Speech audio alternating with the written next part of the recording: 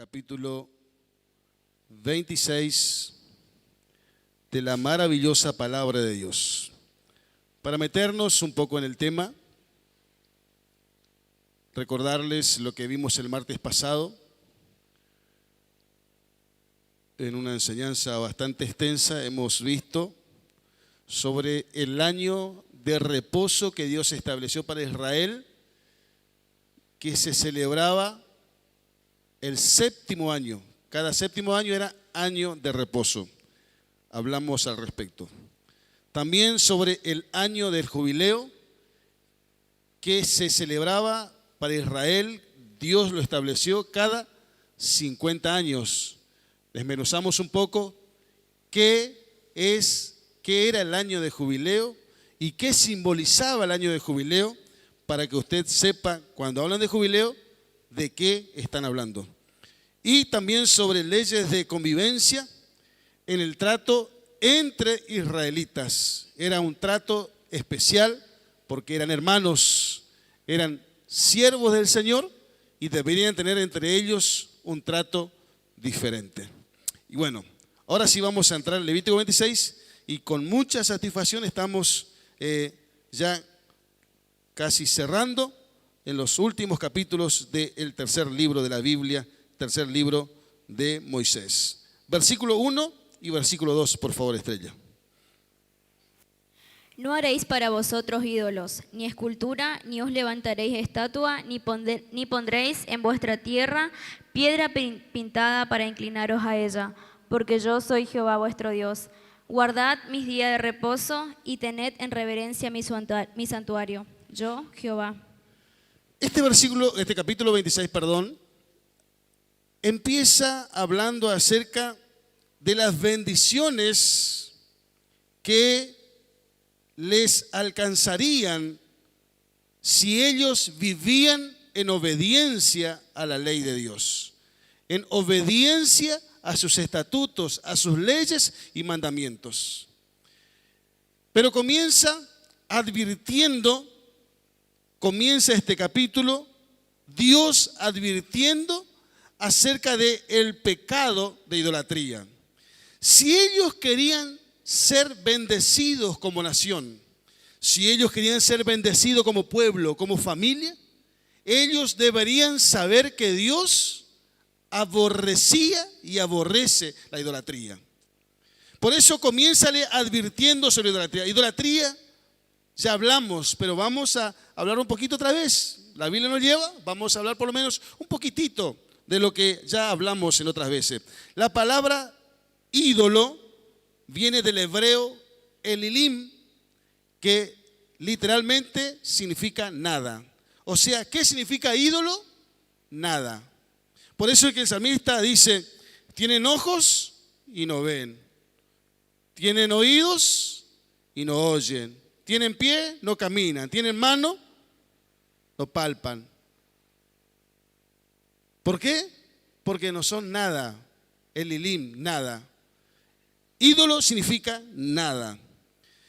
Nosotros vamos a ver que el pueblo de Israel, en todo su peregrinar en el desierto, y también ya una vez establecido en la tierra de Canaán, la tierra de la promesa, siempre ellos tuvieron inclinación hacia este pecado de idolatría, trayendo para ellos graves consecuencias.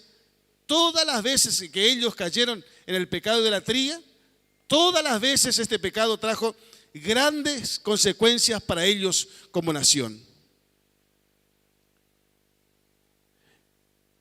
Pero así también, de la misma manera, Dios vez tras vez les habló, les advirtió, utilizando sus profetas, utilizando sus siervos, para que ellos no caigan en la idolatría, o si estaban en la idolatría, salgan de la idolatría. Dios siempre usó herramientas para advertir al pueblo de Israel sobre este pecado.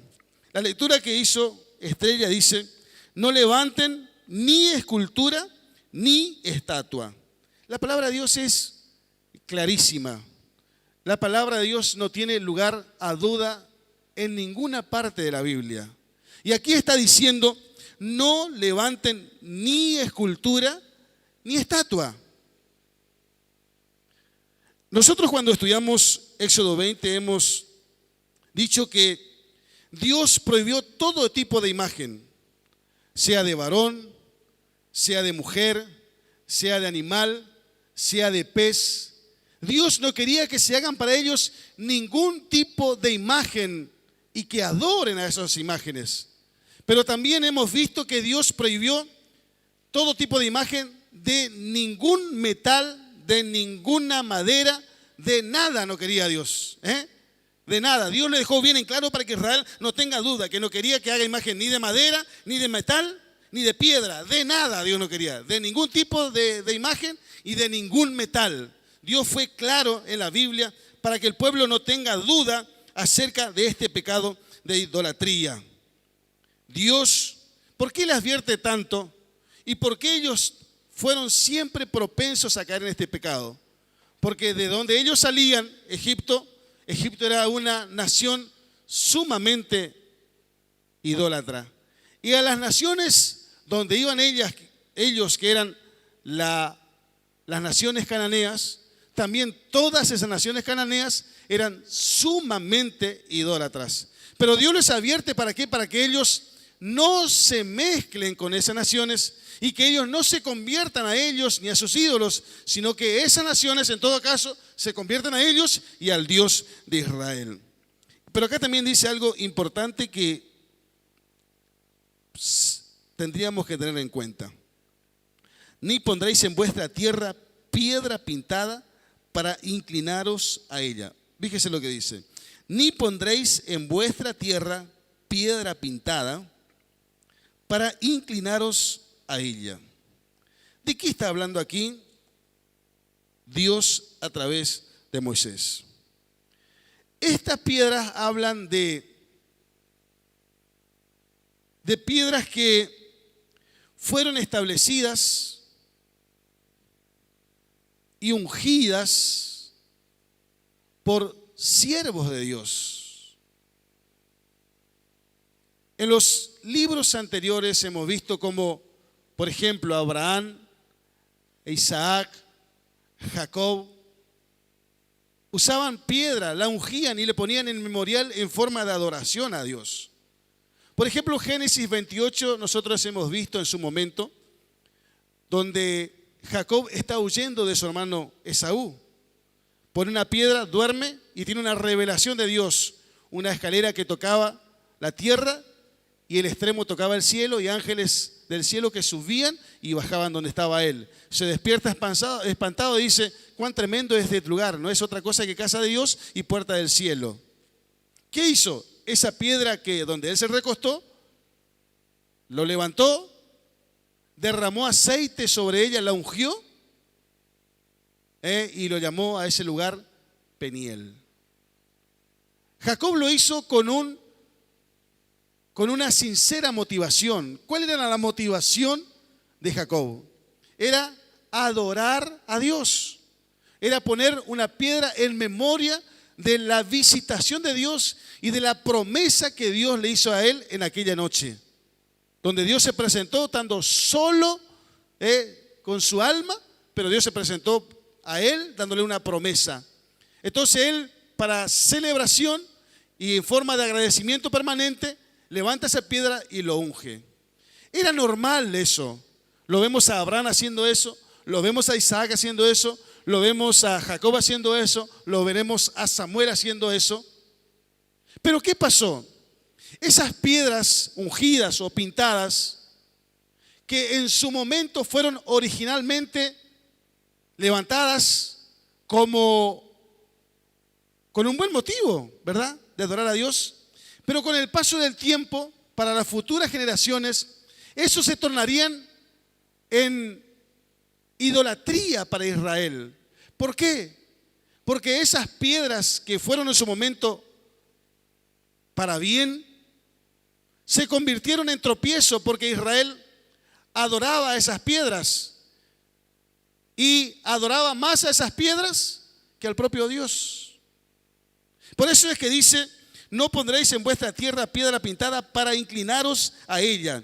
Repito, esas piedras que fueron originalmente usadas con buenos propósitos, luego Israel utilizó para fines idólatras. ¿Por qué? Porque adoraban las piedras más que a su Dios, el Señor de la gloria. Por eso es lo que está hablando esta palabra. Y nada puede ocupar el lugar de Dios. ¿Qué es idolatría? Idolatría es todo aquello que ocupa el lugar de Dios. Tú no necesitas tener una imagen del Gauchito Gil, la sangre de Cristo tiene poder, ni de nada por el estilo en tu casa para convertirte en una persona idólatra. Todo aquello que ocupa el lugar de Dios en tu vida es idolatría. Por ejemplo, nosotros hemos visto en el EBOM, en la enseñanza que trajo el pastor Luis Antonio, que llegó el momento en que Abraham amaba más a su hijo Isaac que al propio Dios. Por eso cuando Dios le dice, ve y sacrifícame tu hijo, tu único hijo. Isaac no era el único hijo que tenía Abraham, tenía otro hijo, se llamaba Ismael. Pero como lo tuvo en su vejez, él y su esposa, lo tuvieron viejitos, era un milagro de Dios. Entonces Abraham llegó a tal punto de amar más a su hijo Isaac que a Dios. Entonces tuvo que ser probado y Dios le mandó que sacrifique su único hijo, aquello que estaba ocupando el lugar de Dios. Gracias a Dios, Abraham tomó la buena determinación, pudo recapacitar y estuvo dispuesto a sacrificar a su propio hijo, a tal punto que cuando estaba a punto de clavar la espada, no lo haga, dijo Dios, ya sé que temes a Dios. Ya sé que te doy yo primero en tu corazón ahora antes que tu hijo Isaac. Él estaba idolatrando a su hijo Isaac. Él, repito, estaba idolatrando, amaba más a su hijo que al propio Dios. Por eso Abraham tuvo que ser probado. O en el caso, si vamos al Nuevo Testamento, por ejemplo, el joven rico. Cuando Jesús le dice, anda, vende todo lo que tienes, dalo a los pobres y ven y sígueme. El joven rico, ¿qué hizo? Se fue triste, agachó la cabeza y se fue triste. Jesús desnudó algo en lo que había en su corazón. ¿Qué desnudó Jesús de este joven rico? Que había idolatría en su corazón, porque amaba más el dinero que a Dios. Adoraba más al dinero que a Dios. Todo aquello que es objeto de tu adoración más que a Dios, eso es idolatría. Y como dijimos en otras oportunidades, el ser humano tiene en sus raíces, en sus genes, fue hecho para adorar. Cuando Dios creó a Adán y a Eva, lo hizo para que ellos sean adoradores. Todo lo que estamos aquí escuchando esta enseñanza, adoramos algo. Usted no elige si va a adorar o no. Todos somos adoradores, todos adoran algo. Lo que usted y yo decidimos es qué es lo que vamos a adorar. ¿Me comprende? Todos ustedes, todos los que están acá, yo, ustedes, todos adoramos algo. Porque está en nuestra naturaleza. Dios no hizo adoradores. Está en nuestra naturaleza, repito. Todos adoran algo.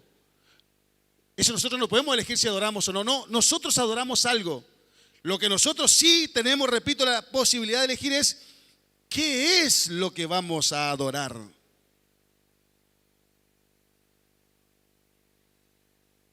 Cuando usted habla con una persona, en pocos minutos usted se va a dar cuenta qué es lo que esa persona adora. Si es a Dios o es otra cosa. Porque te habla permanentemente de eso. Adora más a eso que a Dios. En el caso de Abraham, en el caso de joven rico, y podemos dar muchos otros ejemplos de gente que amaba y que adoraba a otras cosas más que a Dios. Todo aquello que en tu corazón ocupa el primer lugar, que no sea Dios, es idolatría. Porque Dios no hizo para que adoremos a Él. A Él solo debemos adorar, dijo Jesús a Satanás. Solo a Él debemos adorar. A Él es quien debemos amar con toda nuestra alma, con toda nuestra fuerza, con todo nuestro corazón, con toda nuestra fuerza.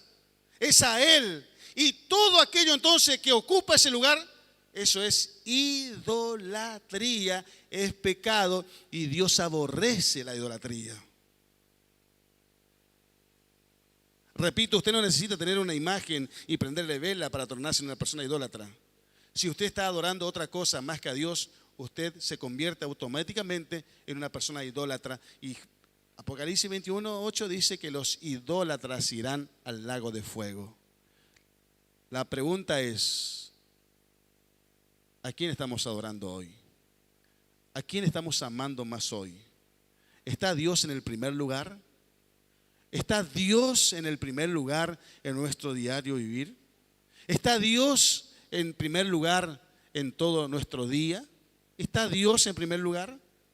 Ojalá que usted y yo podamos responder amén.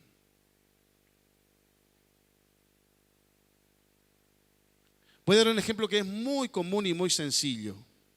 Puedo dar mucho, pero hay uno solo nomás. Si hay un partido de fútbol que es interesante y usted, en lugar de asistir a la casa de Dios, queda a mirar un partido de fútbol, significa que eso es lo que usted ama.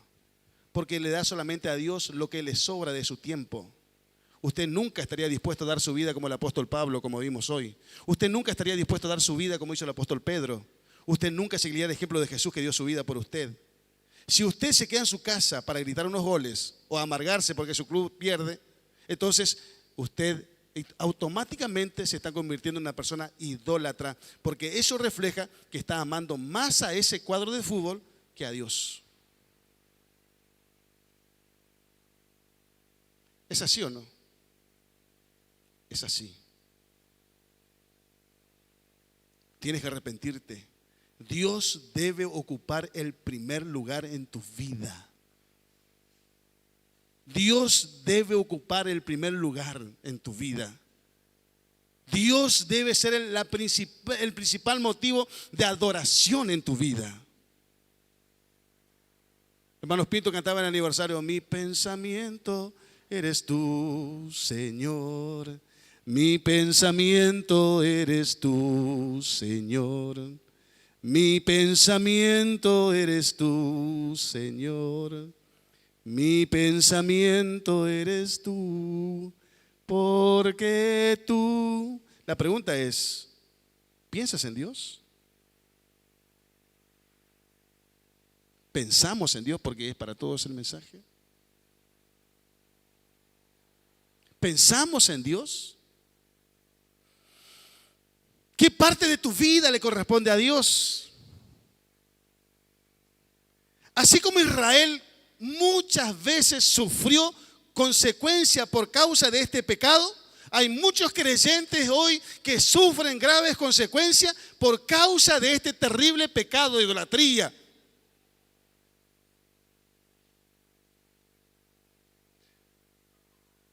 Hagámoslo de Dios en el nombre de Jesús. También estos versículos hablan acerca del día de reposo. Ya hablamos sobre esto. Es decir, el día de reposo hemos dicho que en el Nuevo Testamento todos los mandamientos se vuelven a repetir. Los 10 mandamientos de Éxodo 20, todos se vuelven a repetir, a excepción de este mandamiento del día de reposo. Aquí, Levítico 26 recuerda acerca de guardar el día de reposo. El Nuevo Testamento, repito, todos los mandamientos se vuelven a repetir, a excepción de este mandamiento. No se repite el mandamiento del día de reposo en el Nuevo Testamento. Jesucristo dijo algo muy importante al respecto. Él dijo: el Hijo del Hombre es Señor del día de reposo. Pero después dijo algo más importante. El día de reposo fue hecho por causa del hombre. El día de reposo fue hecho por causa del hombre y no el hombre por causa del día de reposo. Es decir, Jesucristo es más importante que el día de reposo. El día de reposo fue hecho por Jesús y no al revés. Por eso Él es Señor del día de reposo y por eso a Él le vemos trabajando como su Padre en el día de reposo. ¿Por qué? Porque para Él era más importante el amor y la misericordia a la gente antes que el día de reposo. El apóstol Pablo también se refiere en Colosenses capítulo 2, versículo 16 y dice, nadie, diga conmigo nadie os juzgue en comida o en bebida, o en cuanto a días de fiesta, luna nueva o días de reposo. El apóstol Pablo también hacía la obra de Dios en día de reposo, trabajaba en día de reposo y hacía lo que Dios le indicaba en el día de reposo. Digo lo mismo que dije en su momento, estoy haciendo un repaso rápido. Considero que las personas que guardan el día de reposo, si lo hacen con una sana motivación, si lo hacen con una santa motivación, considero que no es pecado. Si ellos lo quieren hacer, buena obra están haciendo, mientras lo hagan para la gloria de Dios. Pero para mí, en lo personal, el apóstol Pablo dice, si vivo, para Dios vivo. Y si muero, para Dios muero. De tal manera que si vivimos o si morimos, del Señor somos. Todos los días de nuestras vidas es para el Señor. Todos nuestros días debe ser para el Señor. Todos los días, el Señor debe ser la persona más importante en nuestro diario vivir. Gálatas dice 2:20, dice, con Cristo estoy juntamente crucificado. Ya no vivo yo, Cristo ahora vive en mí. Y Cristo vive todos los días de nuestras vidas. Él está todos los días con nosotros. Por lo tanto, todos nuestros días debemos ofrecerles al Señor de la gloria. Algo más dice, tengan reverencia a mi santuario. Estos dos versículos, repito, dice, tengan reverencia a mi santuario. Ya hemos visto, ¿se acuerda? Cuando traje el plano del tabernáculo de reunión, el santuario era la parte cubierta. El santuario era el lugar donde Él se manifestaba. Era el lugar de la manifestación de Dios. Repito, el santuario, la parte cubierta del tabernáculo de reunión, el lugar santísimo, era el lugar donde Él se manifestaba al pueblo de Israel. Era el lugar de su manifestación. Y como era el lugar de su manifestación, donde Él se manifestaba delante del sacerdote o del sumo sacerdote, que representaba a todo el pueblo, por lo tanto, ese lugar de su manifestación debía ser reverenciado. Ellos en síntesis deberían reverenciar a la presencia de Dios. Debían tener respeto por la presencia de Dios. Porque aparte hemos visto que Dios le dijo a Moisés cómo tenía que hacer ese tabernáculo. Y hemos estudiado cada parte de ese tabernáculo. Y la gran mayoría de ese tabernáculo, casi todos los elementos, representaba a Cristo Jesús, quien en el tiempo del cumplimiento de la promesa vendría a nacer entre los hombres. Entonces, eso representaba también a Cristo Jesús. Por lo tanto, por eso es que Dios dice, tengan reverencia a mi santuario. Vamos un poquito más, versículo 3. Si anduviereis en mis decretos y guardareis mis mandamientos y los pusiereis por obra, yo daré... ¿Sigo? Acá, el versículo 3, Dios comienza a enumerar las bendiciones que le alcanzaría a Israel. Repito, comienza a enumerar las bendiciones que le alcanzaría a Israel si Israel obedecía a Dios. Todas las bendiciones que Israel alcanzaría si Israel finalmente decidiera obedecer al Señor. Quiero comenzar diciendo que Dios deseaba la bendición de Israel.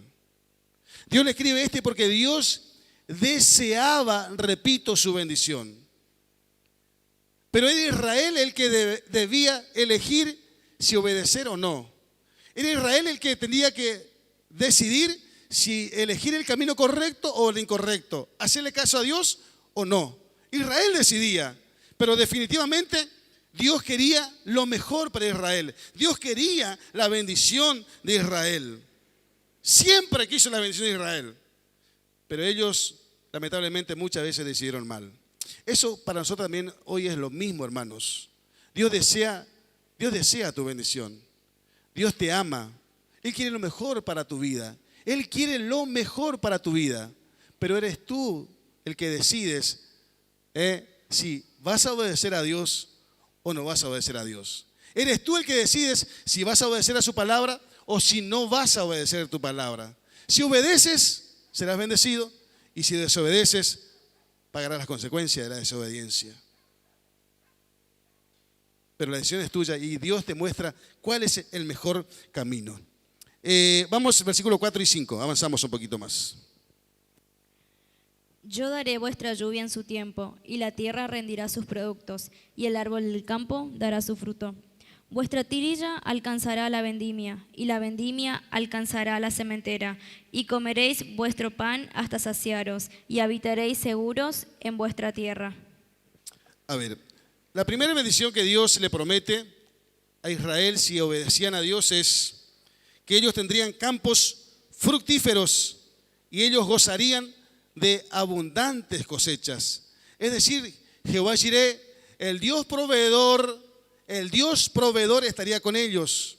Dios se compromete a proveerles para sus necesidades si ellos obedecían a Dios. Era el mismo Dios que asume un compromiso de ser su Jehová Jireh, su proveedor, si ellos decidían obedecerle a Él. Dios lo que está hablando en el versículo 4 y 5 es, le está prometiendo que las bendiciones serían continuas en todas las partes del año. No habría intervalos de escasez, sino que entre las cosechas de cebada, de trigo, de uva, que se desarrollaba en distintas partes del año. Repito, la cebada, el trigo, la uva, se cosechaba en distintas estaciones del año. Y entre cosecha y cosecha no habría intervalo. La bendición le alcanzaría en todos los días del año. La bendición, esa es la bendición que Dios le está prometiendo a Israel. Todos los días la bendición de Dios estaría sobre ellos. Vamos al versículo 6. Y yo daré paz en la tierra, y dormiréis, y no habrá quien os espante. Y haré quitar de vuestra tierra las malas bestias, y la espada no pasará por vuestro país. Otra bendición de la obediencia para Israel. ¿Qué era esta bendición? Israel gozaría de la paz y de la seguridad. Es lindo tener paz, ¿verdad? Es lindo sentirse seguros. Es una excelente sensación. No tener paz es horrible. Sentirse inseguro es horrible. Pero si ellos obedecían a Dios, no sufrirían esa sensación. No serían víctimas, sino que podrían disfrutar ellos de la paz en su nación, paz en su interior.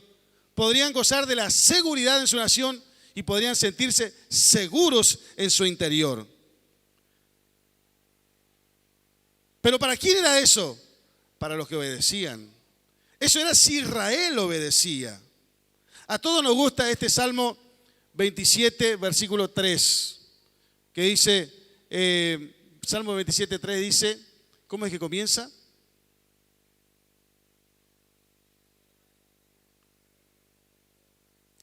Aunque un ejército acampe contra mí, no temerá mi corazón, dice el salmista. Eso es sentirse seguro. Ese es no perder la paz, eso es no perder la confianza, no perder la seguridad. Dice, aunque un ejército acampe contra mí, no temerá mi corazón. Aunque contra mí se levante guerra, yo estaré confiado.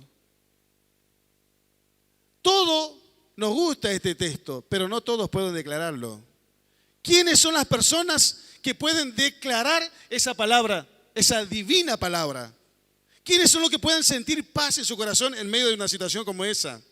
¿Quiénes son los que pueden sentir seguridad en medio de una situación como esa? ¿Sabe quién? Los que andan en obediencia a Dios y los que andan en obediencia a su palabra. Quiero decirle que aquellos que andan en desobediencia a Dios y en desobediencia a su palabra, esas personas nunca jamás podrán gozar de esa bendición. Cuando un ejército acampe contra él, su corazón va a temer. Cuando contra él se levante guerra, no estará para nada confiado, se sentirá inseguro. Porque la paz y la seguridad no es lo exterior. La paz, la seguridad está en el corazón. ¿Sí o no? Sí. puedes ir al mejor lugar, puedes hospedarte en el mejor hotel del mundo, puedes ir al mejor paisaje del mundo, pero si no estás bien con Dios, no sabes gozar de sus bendiciones, no sabes gozar de su presencia, serás infeliz en el mejor lugar del mundo. Pero si andas con Dios, la presencia de Dios está contigo. Puedes estar que en un ranchito, puedes comer un sándwich de mortadela, pero sentirás la bendición de Dios y la alegría reinará en tu casa, en tu hogar, en tu familia. Bien ahí, si usted puede ir a la mejor playa, al mejor lugar turístico, al mejor hotel, pero con la bendición de Dios. Ahí sí que vale la pena. Gloria a Dios. Vamos al versículo 7 al 9. Y perseguiréis a vuestros enemigos y caerán a espada delante de vosotros.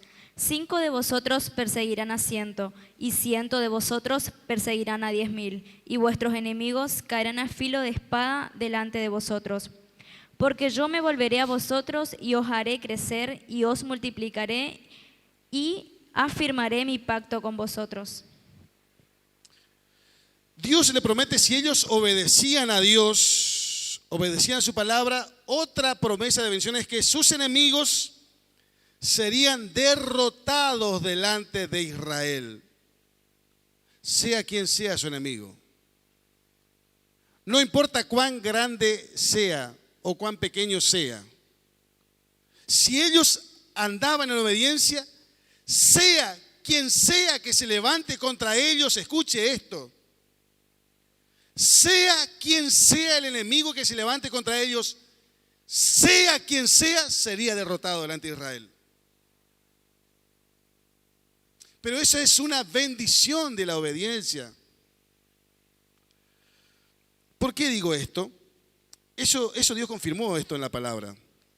Porque nosotros vemos en muchas oportunidades, hermano Marcos, muchas veces vemos a Israel saliendo victorioso delante de ejércitos poderosos, ¿sí?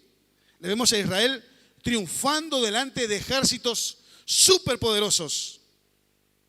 Pero también le vemos a Israel siendo derrotado con ejércitos muy pequeños y más débiles que ellos. ¿Por qué, pastor? ¿Por qué vemos a Israel en más de una oportunidad, en muchas oportunidades en realidad, derrotando a ejércitos superpoderosos? Si no fuese por Dios, ellos no tendrían ninguna chance de vencer a esos ejércitos, pero lo vemos venciendo. Y vemos siendo derrotados, por ejemplo, con el ejército de Jai, un ejército mucho más pequeño que Israel, pero Israel fue derrotado delante del ejército de Jai. ¿Por qué?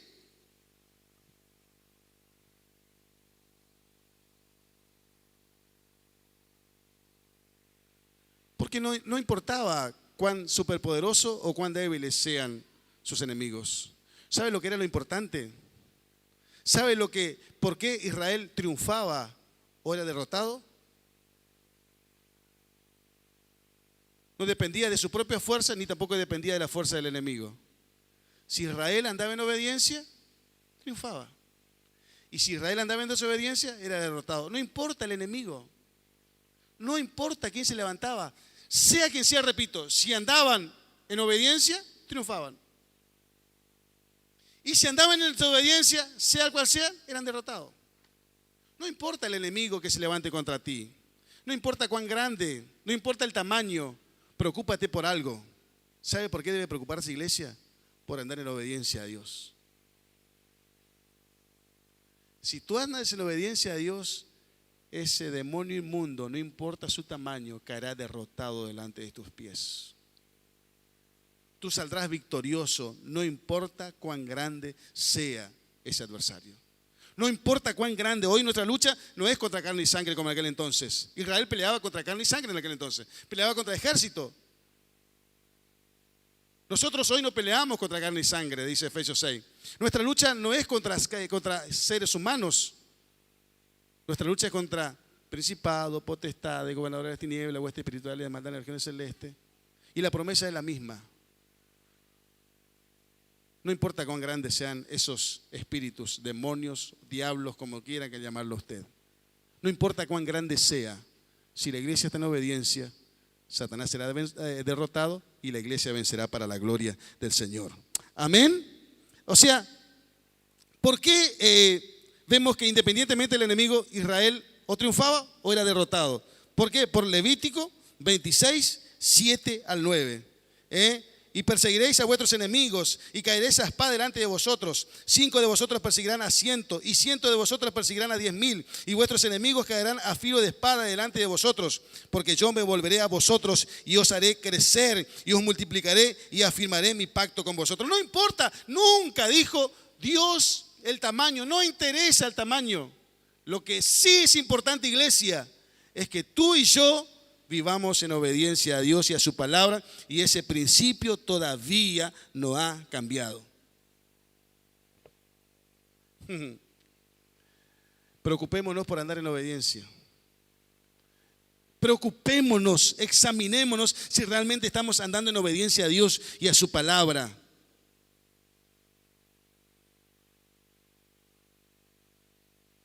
Jesucristo dijo: el que me ama, mi palabra guardará. Si usted obedece a Dios es porque está amando a Dios. Si usted obedece a Dios es porque usted está amando a Dios. Porque el que ama a Dios, o el que me ama, dijo Jesús, mi palabra guardará. Y Pablo dice: y a los que aman a Dios, todas las cosas les ayudan a bien.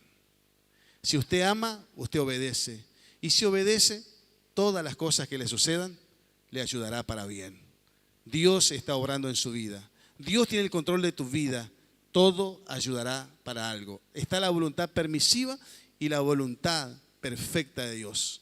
Si usted ama a Dios, Dios creará situaciones, hará cosas, pero siempre será para su bendición. No tengan ninguna duda. Esa es la bendición de alguien que anda en obediencia a Dios. Se siente seguro, porque todas las cosas le ayudan a bien. Vamos un poquito más adelante. Versículo 10. Comeréis lo añejo de mucho tiempo y pondréis fuera lo añejo para guardar lo nuevo. A ver, otra de las promesas de bendición si Israel vivía en obediencia, ¿cuál sería?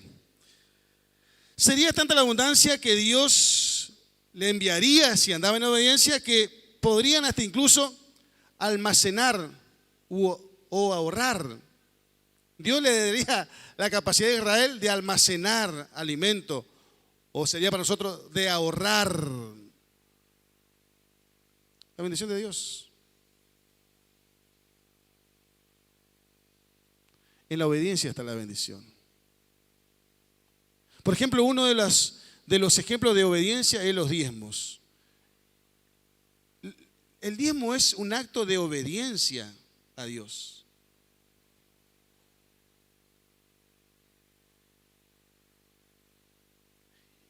¿Quiere la bendición de Dios? Debemos hacerlo.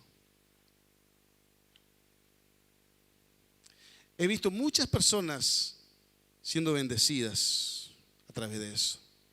Porque Dios no es mentiroso, hermanos. ¿Sabe qué? Que es hasta risueño a veces, pero no solamente pasa acá, en todos los lugares. La persona se enoja con el pastor, lo primero, tú cortó el diezmo. Como si fuese que le hacen daño al pastor.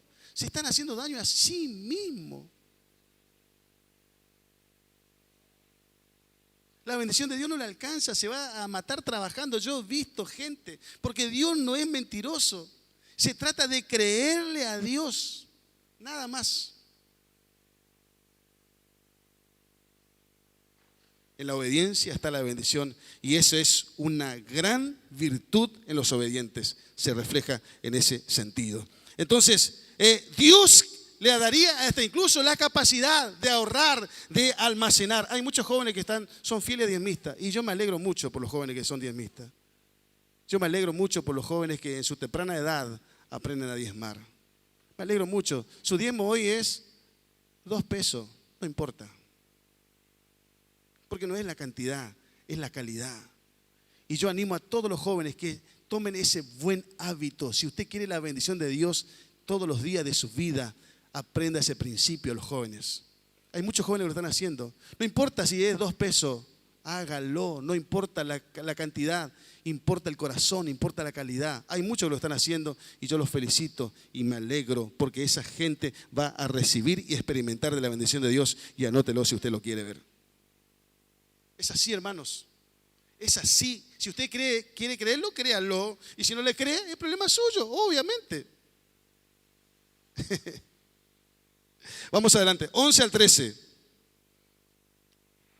Y pondré mi morada en medio de vosotros, y mi alma no os abominará. Y andaré entre vosotros, y yo seré vuestro Dios, y vosotros seréis mi pueblo. Yo, Jehová vuestro Dios, que os santifiqué de la tierra de Egipto, para que no fueseis sus siervos, y rompí las conyudas de vuestro yugo, y os he hecho andar con el rostro erguido. Y esta es la promesa más importante. Esta es la bendición más enorme que ellos disfrutarían si obedecían a Dios. ¿Cuál es? La promesa de su presencia divina. Esta es la promesa más importante que Dios le da si ellos vivían en obediencia. ¿Cuál es? La promesa de su presencia. Y esto es lo más. Y hago un paréntesis acá. No es porque lo diga yo, porque si lo digo yo, mi testimonio no es verdadero, diría Juan. Pero lo digo porque lo dicen otras personas, pastores que nos visitan, hermanos que nos visitan, siervos de Dios que nos visitan de otros lugares, de otros países, de otras ciudades, que pisan este lugar. Todos salen glorificando a Dios por lo que se siente en este lugar, por la presencia de Dios. Todos se van sorprendidos, se van felices y se van, admirando lo que Dios está haciendo y su presencia, cómo se manifiesta en este lugar. Nosotros debemos cuidar esto. Hay hermanos de acá que me dijeron que visitaron otros lugares y cuando vuelven de esos otros lugares, estas congregaciones vienen, gracias a Dios por nuestro ministerio. Nunca debemos creernos, jamás. Siempre sigamos con el espíritu de humildad y sigamos cuidando lo que Dios nos dio. Sigamos valorando su presencia, amando su presencia, reverenciando su presencia, para que la presencia de Dios nunca se retire de este lugar, sino que cada reunión donde usted y yo, la gente se reúne, podamos glorificar al Señor y derramar nuestra alma delante de su bendita presencia. Él le promete, dice que andaría en medio de ellos. Le dice, vosotros seréis mi pueblo. Yo andaré en medio de ustedes. Ustedes serán mi pueblo. Yo voy a andar en medio de ustedes. Y después habla, andaréis con el rostro erguido. ¿Por qué habla con el rostro erguido? Porque ellos tendrían la seguridad, la satisfacción de que el verdadero Dios andaría con ellos y eso no era un detalle menor. Eso no era poca cosa. Eso era algo glorioso. Por eso ellos dicen, andaré, Dios dice, andaré con el rostro erguido. Porque no era un diosito más el que iba a andar en medio de ellos. No era un Dios más del montón que andaría con ellos. Era el gran yo soy el que andaría con ellos. Sería el único Dios verdadero, el único Dios que existe, que le tomaría como pueblo y andaría en medio de ellos. Y ellos tendrían esa alegría, ese regocijo, esa satisfacción de saber que el único Dios verdadero le tomó a ellos como pueblo. Y no solamente eso, sino que viviría en medio de ellos. Pero esto también, esta promesa de bendición va todavía mucho más allá del Levítico y del Antiguo Testamento. Esta promesa también va hasta el Nuevo Testamento, donde en el tiempo del cumplimiento de la promesa, Jesucristo vino a la tierra y a través de su evangelio nos convirtió a nosotros por la fe en templo del Espíritu Santo de Dios. Jesucristo vino, dice Juan 1:14, y aquel verbo fue hecho carne y habitó entre nosotros. ¿Quién es el verbo? Jesús. Dice, y aquel verbo, Jesús, fue hecho carne y habitó entre nosotros. Por eso esa promesa de que andaría con ellos no solamente tiene connotación para ellos, para Israel antiguo, sino tiene una connotación también eterna, en el sentido de que Dios mismo vendría a vivir entre nosotros. Eso repito, aquel verbo fue hecho carne y habitó entre nosotros. Habitó entre nosotros. Vino y nació de una virgen llamada María y habitó entre nosotros. Pero él dijo algo importante también: no dejaré huérfanos, enviaré el Espíritu Santo que estará con vosotros todos los días y hasta el fin del mundo. ¿Qué es el Espíritu Santo? Envió su Espíritu Santo en Hechos 2. El Espíritu Santo vino a la tierra y aquellos que le recibimos a Jesús en nuestro corazón, el Espíritu Santo entró a nosotros y a partir de ese momento, según 1 Corintios 6, nos hemos convertido en templo del Espíritu Santo de Dios. O sea, Dios no solamente está acá, Dios sobre todas las cosas está acá. Y esa es la mayor bendición después de la salvación que usted y yo podemos disfrutar en el Señor.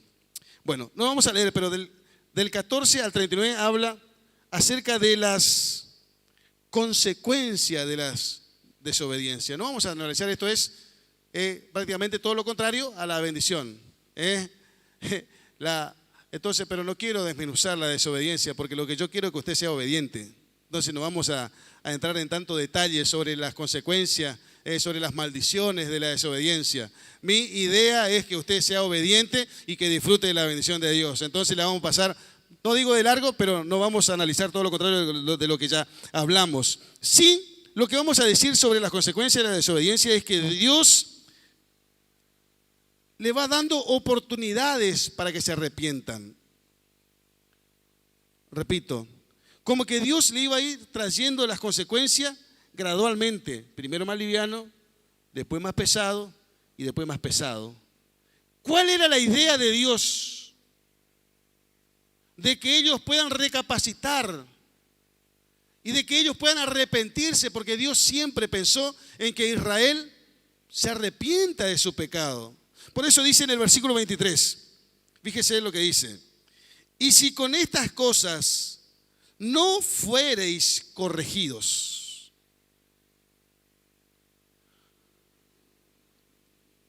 Si con estas cosas no fuereis corregidos. Las consecuencias de la desobediencia, ¿cuál era el fin? Ser corregidos. ¿Para qué? Para que Israel pueda entrar en razón, pueda recapacitar, pueda arrepentirse y pueda volver a la obediencia a Dios. Ese era el deseo de Dios. Repito, Dios no quiere lo mal, Dios quiere lo bueno. Dios no tiene pensamiento de mal, Dios tiene pensamiento de bien, Dios tiene pensamiento de paz. Y eso nunca ha cambiado. Pero ellos, si desobedecían, iban a cosechar las consecuencias de su propio pecado, iban a cosechar las consecuencias de su propia desobediencia, y Dios a través de eso los corregiría para que ellos tengan la oportunidad de arrepentirse. Dios le va dando oportunidades para que ellos se arrepientan. Fíjense lo que dice el versículo 27. Y si aún con esto no me oyereis, eso ya es el versículo 27. Se da cuenta como que Dios le está dando gradualmente. Versículo 27. Y si aún con esto no me oyereis. Dios quería que le oiga Israel. Dios quería que Israel entre en razón, que se vuelva a Dios, que se vuelva a encaminar dentro de la voluntad y el propósito de Dios. Y esas cosas servirían para que ellos recapaciten. Quiero decirle algo, tanto las bendiciones de la obediencia como las consecuencias de la desobediencia, nosotros vamos a ver cómo Dios la cumplió con el pueblo de Israel. Nosotros vamos a ver cuando ellos obedecieron a Dios, todas las bendiciones las alcanzaron. Pero cuando ellos desobedecieron a Dios, todas las consecuencias también le alcanzaron de su pecado. Porque Dios es fiel. Dios cumple la palabra. Dios no puede ir en contra de la palabra. Entonces, mientras Israel anduvo en obediencia, todas las bendiciones le alcanzaron. Y mientras Israel desobedeció, todas las consecuencias también le alcanzaron. Cuando Israel no se arrepentía, era más grave la consecuencia. Y si seguía sin arrepentirse, era más grave todavía. Fíjense, solamente ahí decir un detallecito, que comerían a causa del hambre a sus propios hijos. Y eso se cumplió. ¿Cuál fue la consecuencia? Fue la consecuencia de su propio pecado, de su propia desobediencia. Pero repito, Dios antes y ahora también sigue pensando lo mismo. Dios no quiere que ninguno se pierda, sino que todos procedan al arrepentimiento. Dios deseaba siempre que Israel se arrepienta. Y Dios desea siempre ahora lo mismo, que todos nosotros nos arrepintamos de nuestra maldad, de nuestros pecados, y Dios siempre está esperanzado en que nos volvamos a Dios. Versículo 40 al 45. Y confesarán su iniquidad y la iniquidad de sus padres, por su prevaricación con que prevaricaron contra mí, y también porque anduvieron conmigo en oposición. Yo también habré andado en contra de ellos, y los habré hecho entrar en la tierra de sus enemigos, y entonces se humillará su corazón incircunciso, y reconocerán su pecado. Entonces yo me acordaré de mi pacto con Jacob, y asimismo de mi pacto con Isaac, y también de mi pacto con Abraham me acordaré, y haré memoria de la tierra. Pero la tierra será abandonada por ellos, y gozará sus días de reposo, estando desierta a causa de ellos. Y entonces se someterán al castigo de sus iniquidades, por cuanto menospreciaron mis ordenanzas, y su alma tuvo fastidio de mis estatutos.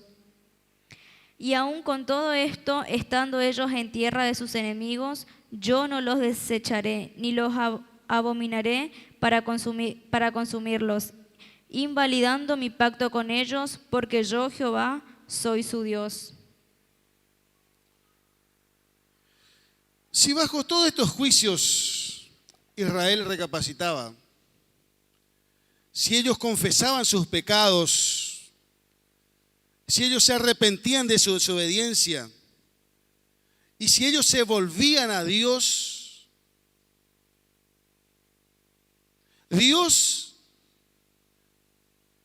se acordaría del pacto que hizo con Abraham, con Isaac, con Jacob.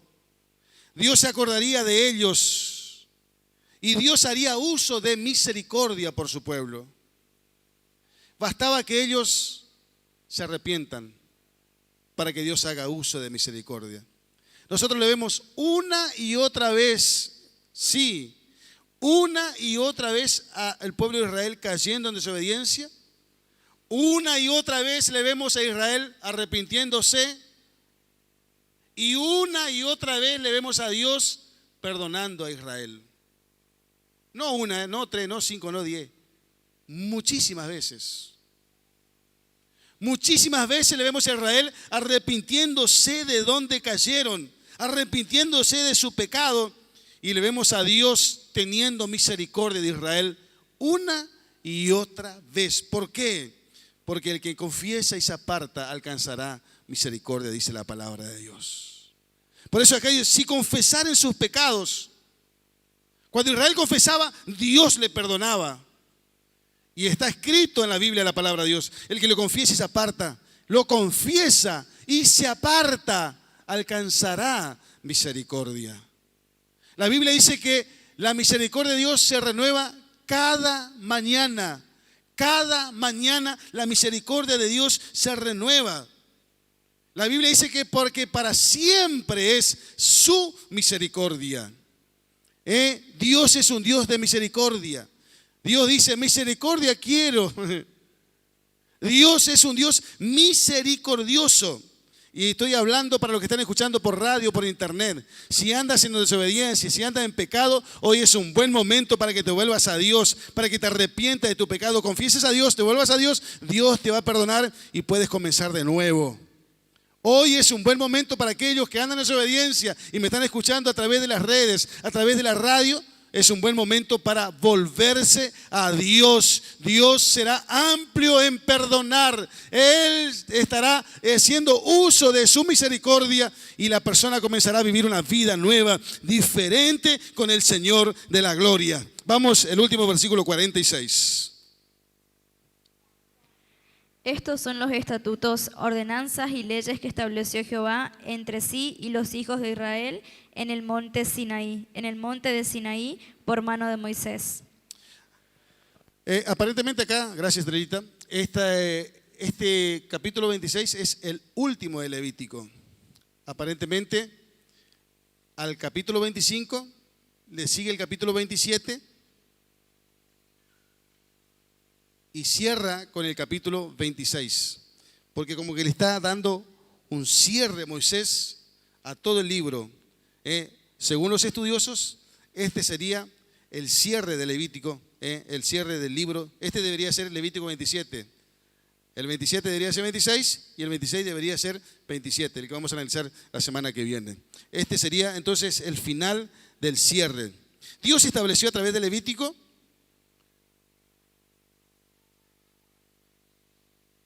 leyes. Y vamos a ver en los libros siguientes que Dios cumplió con todo esto.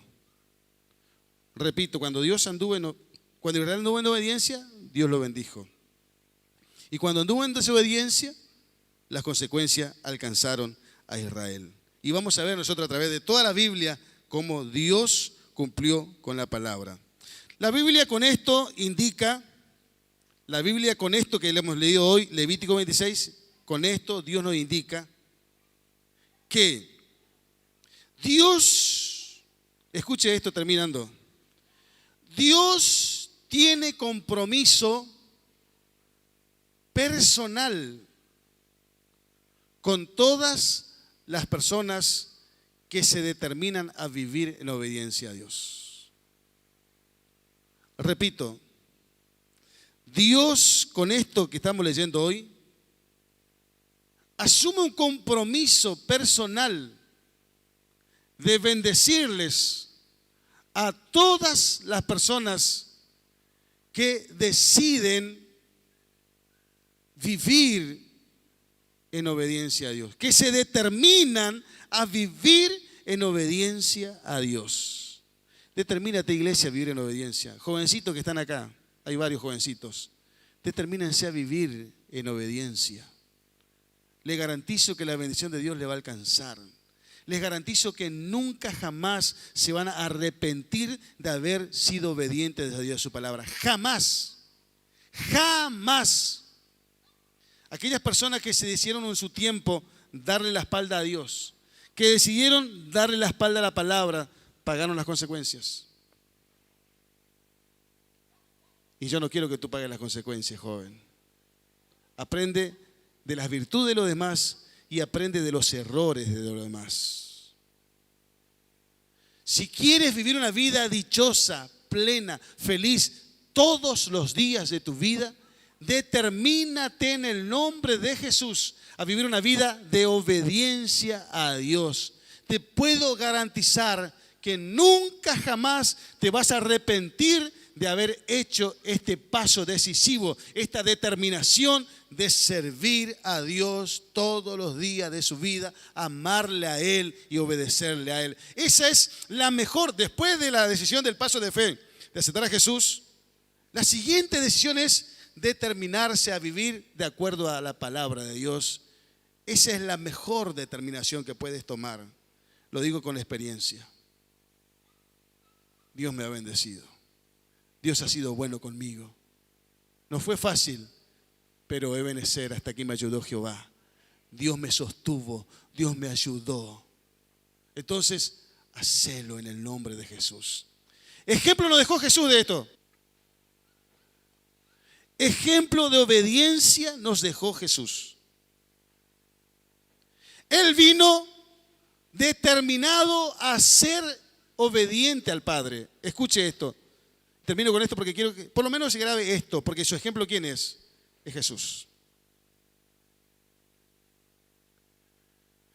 El ejemplo de obediencia que usted debe seguir es a Jesús. Su espejo es Jesús. Jesús le dijo en Juan 4 a la mujer samaritana: mi comida es hacer la voluntad del que me envió. Jesús se alimentaba obedeciendo al Padre. Esa era su comida favorita. Repito, esa era su comida favorita. No sea como Esaú, que por un plato de guisado de lenteja, aborreció la bendición de Dios. Esaú lo procuró con lágrimas después, pero perdió la bendición. Por un plato de guisado de lenteja perdió la bendición de la primogenitura. Despreció la bendición de Dios por un plato de comida, por un deleite temporal sumamente pasajero. Pero Jesús, nuestro ejemplo perfecto, dijo: mi comida es hacer. ¿Qué es lo que está diciendo? ¿Sabe lo que está diciendo Jesús? Escuche esto: mi placer es hacer la voluntad del que me envió.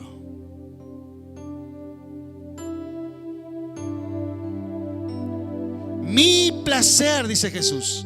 Mi placer es, porque comer es un placer, ¿o no? Sobre todo si es una comida rica. A ver, piensa en un rico asado, bien gordito, Wow. A ver, un pescado a la pizza, hermano Marcos. ¿Verdad que da gusto comer? Es toda una ceremonia. Algunos que son bien de comer, es una ceremonia. Es un deleite. Jesús dijo: mi comida. Porque los discípulos: comen, Rabí, come. Estaban la boca llena así de mayonesa, si diría hoy en día. Rabí, come el sándwich de hamburguesa. Jesús le dice: no quiero. Ahí hay gente que está necesitando. Los samaritanos están viniendo acá para escuchar palabra de vida. Jesús le dice: mi comida, mi deleite es hacer la voluntad del que me envió. Mi deleite, dice Jesús, mi comida es hacer la voluntad. Tiene que ser tu deleite. Tiene que ser una delicia obedecerle al papá. Claro está, también quiero decirle algo más. Llegará el momento que obedecerle va a ser difícil. Papá no le va a entender. Va a llegar un momento que mamá no le va a entender. Sus hermanos no le van a entender. Sus compañeros de trabajo no le van a entender. Sus compañeros de escuela no le van a entender. Y ahí cuesta. Pero Jesús, nuestro ejemplo perfecto, lo vemos allá en el Getsemaní. Padre, si es posible, pasa de mí esta copa. Esto está pesado, Padre. Esto está muy pesado. Si es posible, pasa de mí esta copa. Antes había dicho que era un deleite hacer la voluntad del Padre. Cuando las cosas están más o menos bien, es un deleite. Pero llega el Getsemaní para todos. Llega el Getsemaní varón, llega el Getsemaní mujer, y ahí está el que realmente está determinado a hacer la voluntad del Padre. Es ahí donde se ve. Es ahí. Si es posible, pasa de mí esta copa. Pero no se haga mi voluntad, hágase la tuya.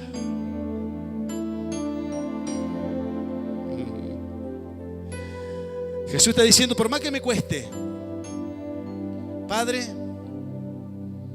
por más que me cueste, estoy dispuesto a hacer tu voluntad. Por más que me cueste, estoy dispuesto a obedecerte. Por más que me cueste, estoy dispuesto a seguir tus proyectos hacia con mi vida. Por más que me cueste, estoy dispuesto a hacer lo que tú me pides. Ahí te quiero ver. Pero hay algo glorioso, hay algo espectacular en todo esto. Dios no le dejó solo.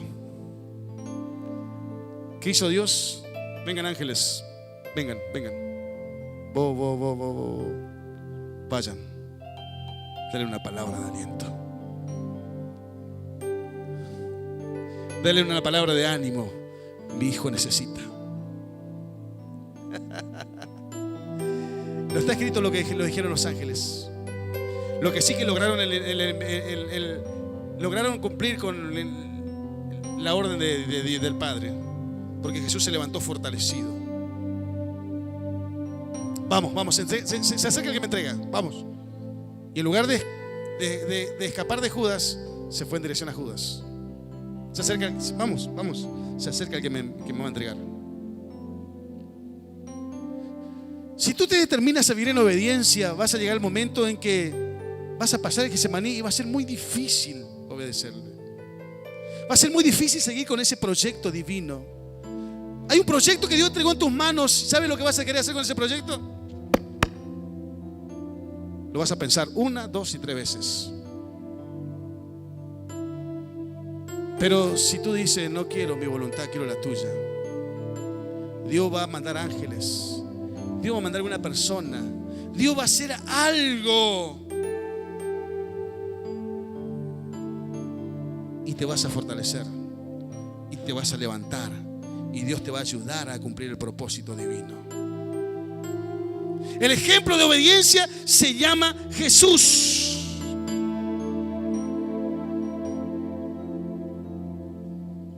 Cuando Él estaba allá en la cruz, como vieron hoy, como vivimos el fin de semana, los chicos del Sumalao y Miguel. ¿Cómo te quedó la pata, Miguel? Arriba del taco ese chiquitito. Yo sufría con vos y con el otro. Y con el otro también. Qué macana, ¿eh? Vamos a hacer de nuevo, Rodrigo. Bien ahí.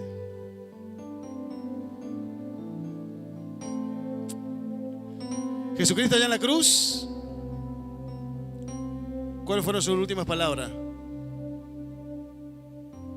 Consumado es. ¿Qué significa consumado es? Todo está hecho. ¿Qué significa consumado es? Padre, todo lo que tenía que hacer, lo hice. Tus proyectos, hice todo. Te obedecí todo.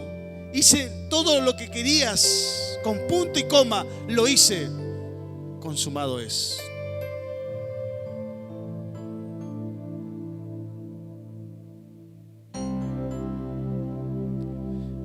¿Cuál es el éxito de tu ministerio? ¿Cuál es el éxito de tu ministerio? ¿Sabes cuál es el éxito de tu ministerio? El día que tu corazón deje de decir tic tac, tic tac, tic tac. El día que tus ojos se cierren. Éxito será si hiciste todo lo que Dios te envió que hagas. Ese es éxito. Jesús es una persona exitosa. Si queremos llamarlo éxito, porque me da como cosa llamar éxito. Pero Jesús fue una persona exitosa porque hizo todo lo que el Padre le envió que hiciera. Tú serás una persona exitosa y serás recibido con galardones gigantes en el cielo. Vení para acá, buen siervo y fiel. En lo poco has sido fiel, sobre mucho te pondré. Entra en el gozo del Señor. La persona de éxito es aquella persona que logra hacer todo lo de Dios, todo lo que Dios le indicó, el proyecto de Dios, el plan de Dios, cumplió con su ministerio. Esa es la persona de éxito. Obedeció a Dios hasta el final. Obedeció hasta el final, obedeció hasta el final. Pero puede que en el camino también tenga tropiezo. Pero nunca es tarde para empezar de nuevo. Nunca es tarde para comenzar de nuevo. Nunca es tarde para comenzar de nuevo. Dios es fiel y misericordioso. Mirar para adelante y no mirar nunca atrás. Aleluya, Jesús. Iglesia del Señor, ojalá que con esta enseñanza del día de hoy, ustedes y yo tomemos una sabia determinación de obedecerle a Dios todos los días de nuestras vidas. Esa es la persona que marca la diferencia. La persona que le obedece a Dios en el Getsemaní y en su vida diaria. Quiero decirle algo, son muchos los que se quedan en el Getsemaní.